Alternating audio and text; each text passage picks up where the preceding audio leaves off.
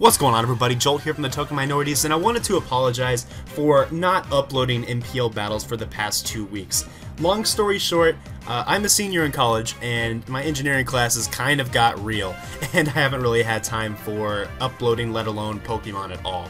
So that's my sorry excuse, and I apologize for that. But today I'm going to try to catch up on both my Week 7 and my Week 8 uploads for the NPL. Week 7 was against Ashley and the Detroit Pinsirs, and Week 8 was against Lando Bandit and the Green Bay Palkias. I'll be starting off with my Week 7 match against Ashley, and as opposed to my standard format of going through the entire teams and giving a full breakdown on how I built my team and etc., I'm just going to kind of give a very brief overview of both what she brought this game and the general idea of her team, and then I'll go through the sets of my team briefly. So Ashley's general draft strategy appeared to be to draft a stall core and then add very potent physical and special sweepers to support it. So it's pretty similar to the team I had last year, I would say, as most of her mons do require a significant amount of support in order to be effective. The most notable threats on her team that she brought here that you can see, at least in this matchup, are going to be the Slurpuff and the Diggersby, as Diggersby, quite frankly, has the potential to blow through my team if it's Choice Bandit or an SD variant, and Slurpuff is just kind of a threat, to be honest, as I really didn't prepare that heavily for it, just because I didn't really consider it that much of a threat, but looking at team preview, it's actually kind of a big deal, and I'm going to have to play around it pretty carefully.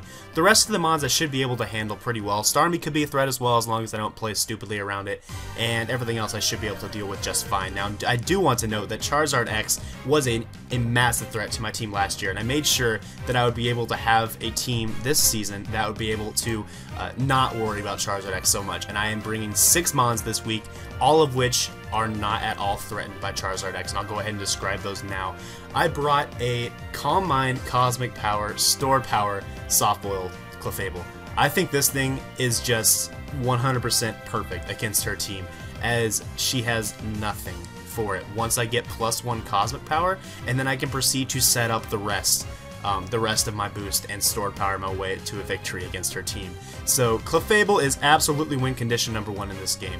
My second mon is Blaziken. This was a mon that I picked up in free agency recently, and I thought it would be it had a decent matchup this week against Ashley, and I wanted to go ahead and take it for a spin this week, and I'll be running a Focus Sash variety with Swords Dance and some coverage moves.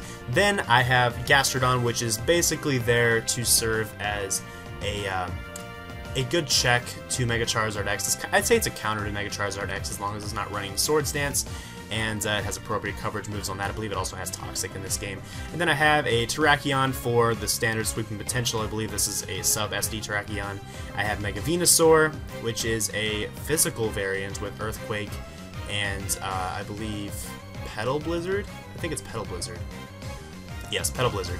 And then the last mon was a Trick Choice Scarfed Porygon Z, such that I could potentially give the Chansey a Choice Scarf. So I'm going to go ahead and jump into the battle. This is a pretty quick match, and you'll see why pretty quickly. I do decide to lead off with my Blaziken, as it is on a Focus Sash. I feel like it should be able to handle really anything that she decides to lead off with, except this thing apparently, as this is a Cotton Guard, Calm Mind, Slurpuff. And I will briefly pause here, as if this was a Slurpuff that had both Cotton Guard and Belly Drum with a Citrus Berry, it actually could have been a really scary threat. Yes, I do have Mega Venusaur, but due to the fact that I am a physically offensive Mega Venusaur, and on top of that, a specially defensive Mega Venusaur, it's not really a very good answer to Slurpuff. So if this was a Belly Drum set, I actually could have been in a little bit of trouble right away, especially considering my Clefable is Magic Guard, not unaware. But unfortunately, or fortunately for me I should say, the Calm Mind variety isn't quite as big of a threat, and here I kind of misplayed. I probably should have just gone for another Swords Dance, knowing that there's no way it's going to outspeed me until it gets its Unburden boost, so I might as well just go for another Swords Dance. But to each their own, I guess, and I ended up losing my Blaziken there, but this is just a perfect opportunity to just bring in my Clefable and start setting up Cosmic Powers, and I honestly believe that she can't touch me at this point, because, like, what's she have? I think her only true option of taking out my Clefable is to crit me with a Choice Banded Earthquake from Diggersby, to crit me with an Adamant Tough Claws Flare Blitz from Mega Charizard X, or to trick me with Starmie. So unless she makes any moves toward those options, then I am free to just set up Calm Minds and Stored Powers here, and it's going to be kind of all she wrote for this match, honestly. And I'm just going to go ahead and spoil it now. That is what happens. I'm not going to really bore you with the details, but I am just going to start spamming Stored Powers here, and it's going to be a snack wrap. So that's going to be the game here. I'm going to go ahead and speed through this, and as you can see, it was a 5-0 victory, and Clefable picked up 6 kills in this match. So let me go ahead and transition over to the next game. This one was a rematch against Lando Bandit and the Green Bay Palkias, and I'll be honest, I really didn't have much time to prepare my team for this week, so I did consult the help of a good friend of mine, Andrew Huang, and he built a pretty solid team in my opinion. I wish we could have worked on it together a little bit more, but of course, like I said, time didn't really allow, so I didn't really get the full gist for how to work this team and how to make it operate properly. But regardless, I did have a decent enough idea to go ahead and jump into this battle with Michael and see what I can do with it. So just as a reminder, this is the Green Bay Palkias, and they brought Mew, Darmanitan, Whimsicott, Quagsire, Registeel, and Mega Aerodactyl. So last time we did pull off a very convincing 5-0 victory against Michael, so no doubt he's looking for revenge in this game. And there's not really much else to say. He brought what appears to be a pretty offensive team with I guess it's balanced with Quagsire, Registeel support, and Whimsicott really is a grab bag. It's most likely a Choice Specs variant, just because that's what he's brought like almost every single week throughout the season. And Mew, of course, is a massive threat as it can run any attack, and quite frankly, if he chooses the proper super effective options, it does have super effective coverage for my entire team. So that's something that's pretty unfortunate about my team against Mew. And Darmanitan can be a problem if it is Choice Banded. If it's Choice Scarf, it's no problem whatsoever. And Mega Aerodactyl is not an issue as long as Gastrodon's around. So let's go ahead and jump into this match as well. But before I do, I'm going to go ahead and talk about my team a little bit. Forgot to do that. So this week I brought an Unaware Clefable, full special defense, a fully special defensive variety, such that I can most effectively handle threats such as the Mew and such as Hydreigon. It's my best answer to both of those mons, as I'm not bringing Mega Venusaur this week against Michael. So Clefable did have to fill the role as a special attacker, special defensive mon, and that's the moveset we chose for that purpose. And this is going to be a Toxic Layer as well. So the goal of my team, both for Clefable and for Gastrodon, is to lay Toxics on the majority of Michael's team and then proceed to wear him down with the combination of Terrakion and Greninja. And yeah, so that's kind of the idea. Like I said, I didn't fully grasp how this team was supposed to operate, but we're just going to kind of roll with it. And then I brought Skarmory, which is my Stealth Rock Layer and my Defog user. It's mainly there to hard stop Mega Aerodactyl, as I am an Iron Head variety, and it's also a good switch into Whimsicott, as I do not have Mega Venusaur this week, so Skarmory could be very good against Whimsicott. And then I brought Terrakion with a Life Orb again, just as with the first time I played Michael. This thing has an incredible matchup against his team, and there's no way I'm not going to bring a Life Orb variety again. And then I'm bringing a Choice Scarf Rotom Heat this week, as it is a means of outspeeding Mega Aerodactyl, as otherwise I would have nothing that could outspeed it. And I didn't want to bring a Choice Scarf Greninja 2 games in a row, as that would not be the smartest idea in the world. And I do have HP Grass on this, such that I can handle the Quagsire effectively, and then of course Volt Switch, Trick, and Overheat. And then I have a Life Orb Greninja, which has pretty good coverage against most of his team. It's kind of hard walled by Registeel, which is a little bit unfortunate, but we'll make it work, I guess. And yeah, so that's going to be pretty standard moves on that, with Grass Knot, Ice Beam, Scald, and Dark Pulse. It's going to be probably my best check to Mew.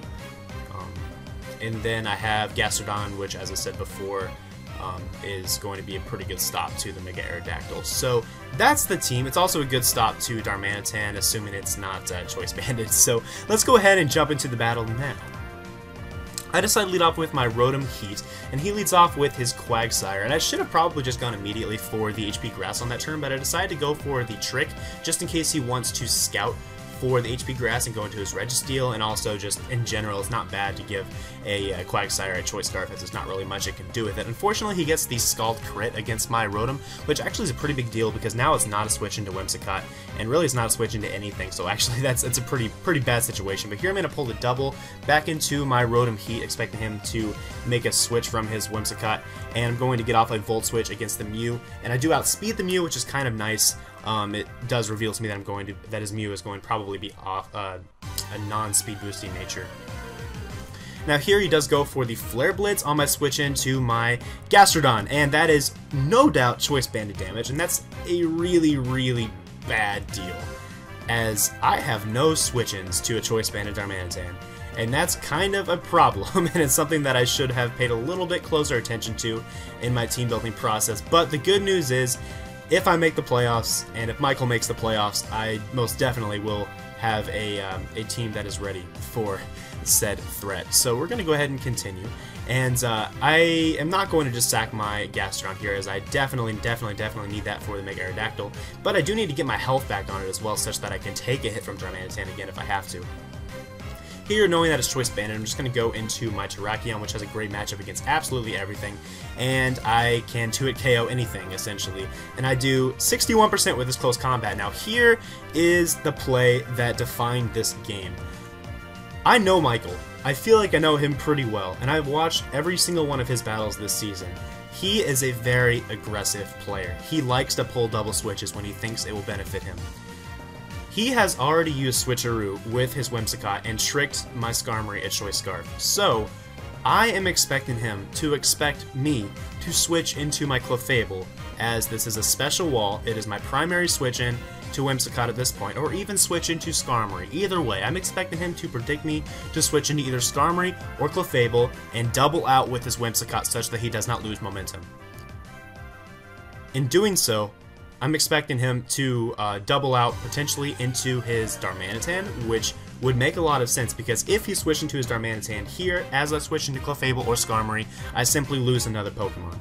So I am fully expecting him to make that play at least 9 out of 10 times. And in doing so, I am actually going to stay in with my Terrakion, knowing that I most certainly underspeed this Whimsicott, and I am hoping to get a very aggressive KO on this turn. Unfortunately, that does not work out as planned. So, call it no over-prediction. I thought it was the correct play at that point, and if you disagree, I'm sorry. I still think it was the best play. But I got that one wrong, unfortunately. Now it's going to kind of be an uphill battle for the rest of this match, as I'm going to have to basically play out of my mind to even have a chance. And here he reveals the Hidden Power Grass on his Quagsire, which makes it even worse, because now, with the Choice Scarf, he certainly outspeeds my Gastrodon. I'm going to have to switch out into my Clefable, and I'm going to have to make an aggressive double here from my Clefable back into my Gastrodon, expecting him to go into probably his Registeel so that I can get my health back with my Gastrodon, such that I have the slightest chance of taking more hits from Darmanitan and from taking hits from really a lot of his team, as, quite honestly, Gastrodon is still a pretty good win con in this game. I just need to get some pretty crucial Scald Burns against his team, and I actually think I have a chance of winning this still. Yes, it's a very difficult uphill battle, but it is possible. But I do need Scald Burns, and for whatever reason, my Gastrodon is incapable of getting Scald Burns. I don't know what it is. Every other Scald user on my team, Greninja, is okay at getting Scald Burns, but Gastrodon is incapable of getting them. I don't understand. Anyways, I do predict the switch into Whimsicott. I go for the Ice Beam, and now I'm going to go back into my Skarmory, as it is pretty safe. There's nothing he can really do to me to really threaten me, and yeah, that's about all I'm going to do. Now here I'm going to go for the Roost, expecting him to go back into Darmanitan. Now I do this because I do have Sturdy, and this means that I'm going to be able to cause additional recoil damage to the Darmanitan. So yes, this was a prediction, and now I'm going to go for a Roost again, obviously, as I am locked into Roost, and it is going to cause him to take more damage from recoil. So Darmanitan is looking pretty low, which is nice because it probably only has one more kill left in it. Now I'm just going to go into my Gastrodon here and scare it out, and I'm going to go for yet another Scald, and I don't get the burn, of course. So, excuse me. So, excuse me. So yeah, that's a little unfortunate. Now I'm going to go into my Clefable, and this Clefable is running Moonlight instead of Wish Protect, so I'm actually not going to be able to scout for the Gunk Shot like I would have liked to, but it turns out this is a mixed Mew, and I'm going to lose my Clefable on this turn. So now it basically comes down to Greninja to save me from getting 6-0'd, and here's what happens. So he switches in his Darmanitan, sacking it off, so that's good. I avoid the 6-0. And now we're going to basically see how far my Greninja can go. He decides to go into his Quagsire, which I found to be a little bit odd. I guess he might have, for whatever reason, expected to outspeed me because he's on a Choice Scarf, but that's simply not the case. I'm just going to take it out with the Grass Knot. And then he decides to go into his Registeel.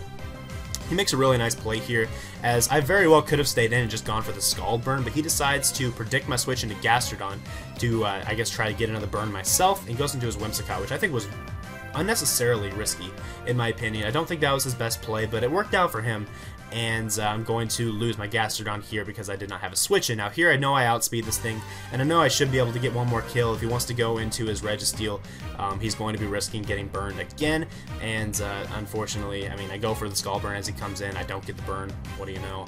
Then he goes for the Thunder Wave against me, which is kind of unfortunate. I'm going to have another opportunity to go for the burn here, just to see if I can, you know, just get it, just to satisfy me. I just want the burn. Just one burn, Greninja. Good. Oh my god. Anyway, that's the game. I'm a little salty about it. A little bit salty, I'm not gonna lie. But I also don't think I played as well as I could have. I also didn't have much time this week. It's whatever. No excuses. I did lose this game, so congratulations to Michael on that win. And I do go 1-1 over the course of weeks 7 and 8. Now, as for my week 9 match against Cheeseboy628 and the Phoenix Sunkern, we did decide to delay that match until week 11, as we both had exams, college exams here this week, which would have been my upload for week 9. So that will be delayed to week 11. So next week, being next Wednesday, you can expect the upload of week 10, which is my match against Richard Arisen and the Oakland Rosa Raiders, and that's definitely a match I'm looking forward to, as he is a very good player. He is 7-2 at this point in the season. I'm very impressed with him. His draft was not that solid, but his team building has been, quite honestly, masterful, and I'm really, really excited for the opportunity to play against him, and I want to see how far he's come throughout the season, so I'm definitely looking forward to that. Thanks for watching, guys. Once again, I apologize for the lack of uploads. College is kind of nuts right now, but anyway, I will see you guys next time. Peace.